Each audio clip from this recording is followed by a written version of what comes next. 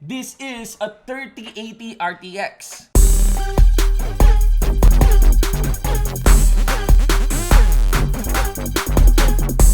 What's up guys, Shibu the one for an I. We are back again for another video review of a graphics card. Presenting to you the ZOTAC Gaming GeForce RTX 3080 AMP Holo graphics card. So this is actually one of the top of the line graphics card mula sa ZOTAC Gaming. And let's go for its review. And kawan, disclaimer lang, no, this is a user review. Di siya kasing in-depth kumpara syempre ng mga tech reviewers natin. Pero it's more of an upfront, no? Kung yung mismong experience ko in using this graphics card. First up would be of the unboxing. Sa harap ng box, makikita mo actually yung kanyang napaka-glossy na finish, no? Emphasizing yung kanyang hollow black design. You also have the key features sa may harap, which is a 10GB GDDR6X capacity, the feature of the iStorm 2.0, the Spectra 2.0 para sa RGB niya. It also has the Freeze Tech technology and also the Firestorm control. Meron din siyang kasamang extended warranty na pwede mong i-register sa website mismo ng ZOTAC. Sa gilid ng box, makikita mo syempre yung AMP Holo Black logos. And sa likod ng box would be a more specific description nung kanyang mga key features na nabanggit. Inside, syempre, makikita mo ang kanyang documentation at kasama rin syempre yung PCIe cables niya and of course, the graphics card unit itself. From the looks of the graphics card, again, AMP Holo Black, kung ano in-expect mong color, yun talaga yung lalabas. It's a black finish, which actually falls on the minimal end pagdating sa RGB. Nakakatuwa yung pagka-AMP Holo Black design niya kasi it gives you an impression that you are like holding a blade, no? It also has this gunmetal finish for it, and some edges could be presented as sharp. Makikita mo naman syempre sa fans niya, sa gitna would be of the ZOTAC logo and of course of the ZOTAC Gaming logo on the other two fans. As usual, it has 4 DP ports at may kasama ring isang HDMI. Makikita mo rin syempre sa gilid nung GPU yung kanyang mga heatsinks at makapal-kapal ito. Sa harap naman ng GPU, makikita mo yung parang car-like design niya, of which makikita mo pa rin syempre yung pipes nung heatsinks. And meron din kayo makikita ang dalawang screw dito sa may dulo kung saan pwede kayo maglagay ng anti-sag stand or bracket. Being a 3080 RTX, I was expecting to be a bit more thicker, pero I think it has a very nice size on it. Tapos syempre yung highlight ng kanyang design would be of the hollow black design niya. Black overall yung body, pero meron siyang kakaibang parang hologram finish sa may mismong harap, of which there is a gradient of greenish blue to purple. Dito lumalabas actually yung logo ng ZOTAC Gaming at yung kanyang RGB effects. Sa backplate naman, meron ding isa pang RGB effects ikaw na makikita plus the painted logo of ZOTAC Gaming. You can also see the GeForce RTX brand on it and a Live to Game branding naman sa may bandang kanan. So this GPU runs on a double PCIe port, so make sure na meron kang ganon. Siyempre after unboxing, installation is very easy, no? Since wala naman siyang kung ano-anong accessories na add-on, it basically mounts just like any other GPU. This is actually pretty big, no? Malaki pa rin siyang size na GPU. Pero hindi siya ganun ka-super problematic, you know? Compared to, you know, mas makapal pang mga GPUs. Pero syempre, pag NVIDIA GeForce, hindi lang basta pagpapaganda ng graphics yan. This also employs technologies na naniniguradong di lang basta gaganda yung graphics mo, kundi nasa front ka rin of what can be employed in improving it. So first up would be of the NVIDIA DLSS. NVIDIA DLSS means Deep Learning Super Sampling. This basically means that if you are using an RTX graphics card mula sa NVIDIA, you'll have a very nice way of improving the FPS of your games. DLSS actually allows for NVIDIA to work with game developers in finding the most optimal way in improving the graphics. Kasi what NVIDIA and so many GPU companies has learned is that iba't ibang games yan, you know, developed by different engines. And actually in optimizing their graphics, iba-iba yung pamamaraan yan. Pero with the DLSS, this actually employs an AI-like technology kung saan yung NVIDIA mismo natututo kung ano yung pinaka-proper na instructions of optimizing your graphics and FPS. That way, your PC na merong RTX card can receive an update or instructions via the GeForce Experience software so that it can optimally improve the graphics and performance of your game. So make sure, no, na lagi nyong ina-update yung NVIDIA GPU nyo. Ang pinakamasaya pa dito, napakadali nitong i-employ. You just go to the NVIDIA GeForce Experience software na makikita madalas sa system tray ng PC ninyo. Open that up, make sure that you scan for all the games present on your system and just select that game and press optimize. Once you are done, press launch and you are good to go. Of course, pwede mo pa rin naman baguhin yan according to your preference. Pero upon the understanding of the graphics card and of course of the running update, that is gonna be an optimal way of running the settings perfect para sa games mo with regards to your NVIDIA GPU. Of course, you also have the ray tracing technology. Sa mga di nakakaalam pa, no? Kasi naririnig nyo lang RTX, parang yun yung bagong graphics card. But RTX is a technology. It's real-time ray tracing, no?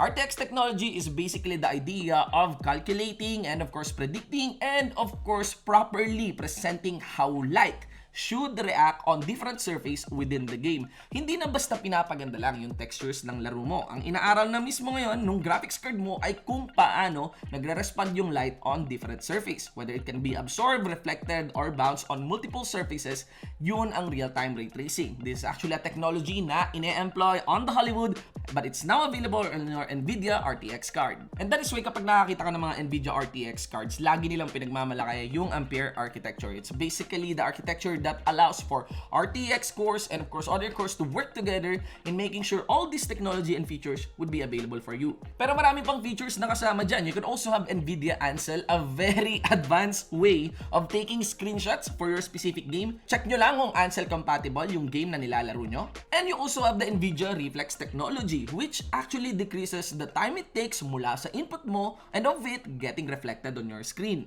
Actually, this is an SDK or a software developer kit kung saan specific games pa lang yung meron nito. Pero do check it out. Check nyo lang sa settings kung merong NVIDIA Reflex yung game ninyo. And you can actually enjoy so many features that counts. Alam nga ba yung delay between your input and of it flashing on your screen. So many technologies are being employed on this, with even monitors or mouse being created specific for the NVIDIA Reflex technology. Pero syempre, hindi lang ito basta NVIDIA GeForce 3080 RTX na card. This is a ZOTAC Gaming GeForce 3080 RTX, no? So, marami ring technologies na in-employ dito ang ZOTAC Gaming. First up would be, of course, of its RGB control. Kahit yung RGB na to nasa minimal end, no? It has its own RGB control, which is the Spectra 2.0. Of course, the Spectra 2.0 is a dynamic RGB lighting technology which allows you to actually have your RGB settings go in tune with your music, or of course, it indicates the temperatures of your GPU. At itong Spectra 2.0 kasama na rin ito doon sa Firestorm 2.0. If you are looking, yes, you can overclock this. If you are looking and overclocking this GPU, ZOTAC Gaming has the software for that, and that is called Firestorm. Kasama na nga yung Spectra doon. Of course, overclocking, you can add more to your clock speed, you can add more to your video RAM capacity.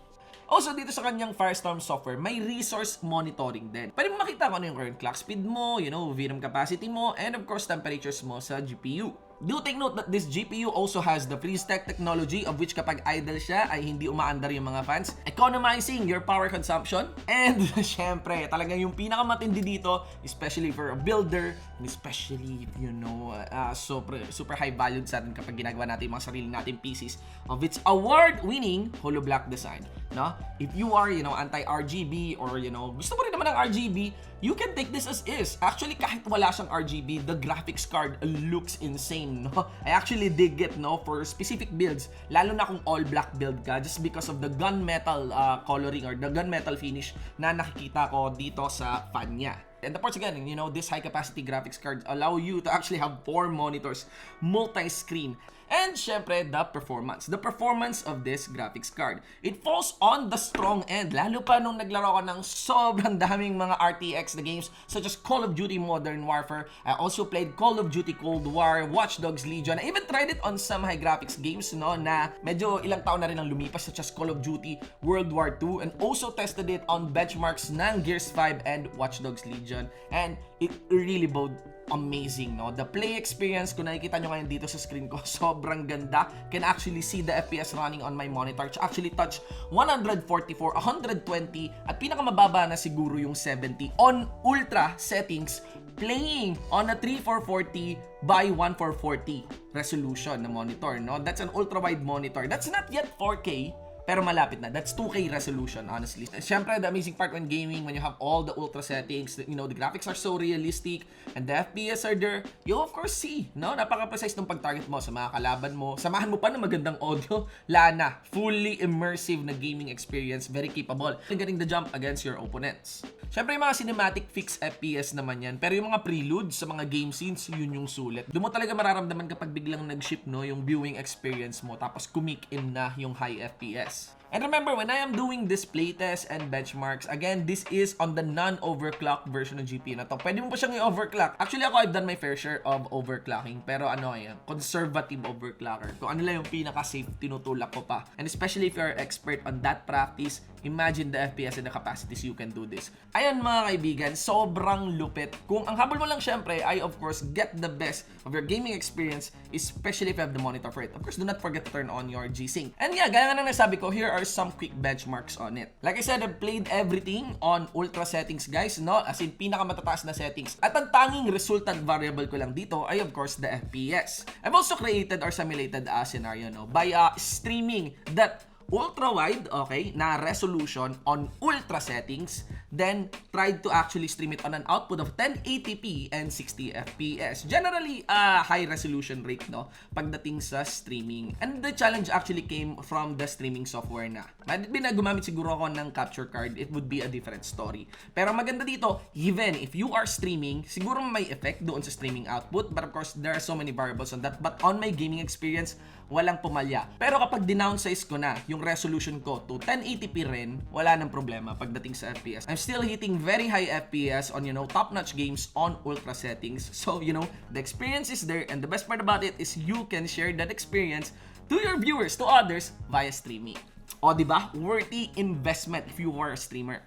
And again, no, to finish and summarize this, no, hindi super demand na magkaroon ng mga ganitong super high-end na GPU. Alam naman natin na during this time, sobrang challenge natin. Pero gusto ko lang i-impart na knowledge sa inyo pagdating sa mga ganitong GPU is that yon, knowledge, no? It's important to know kung anong meron at anong capacity ng mga gamit or bagay na meron kayo. It's fun and very worth it to do. Maraming NVIDIA GeForce RTX users are just happy enough that they have a strong GPU. And sometimes medyo may qualms sa presyo. Pero remember, you have to know what you are paying for. Yung iba hindi nila alam kung ano pa yung binabayaran nila, and those are the technologies na employed sa ganitong klaseng mga graphics card. So yeah, that's it. That's it for the review of the ZOTAC Gaming GeForce RTX 3080 AMP Holo. Alam naman natin na yung mga ganitong graphics card talaga falls on the high end. But of course, as a user, gusto ko lang ipakita sa inyo na kung bakit ganito ka-premium yung mga ganitong graphics card. They are indeed premium, pero the specific word for them is they are very capable. Ang dami nilang pwedeng magawa, not to mention the gaming experience it can provide to you if you have this graphics card. Of course, the biggest shoutout siyempre sa ZOTAC Gaming and of course sa NVIDIA GeForce Philippines for allowing me to test out this card. And of course, maraming salamat sa inyo na nanood. Like if you like the video, subscribe to support the channel, and let me know in the comment sections what do you think about this ZOTAC Gaming GeForce RTX 3080 AMP Holo graphics card. I'm Shibu, the one for an eye, and as always, lahat kayong gamers, mabuhay!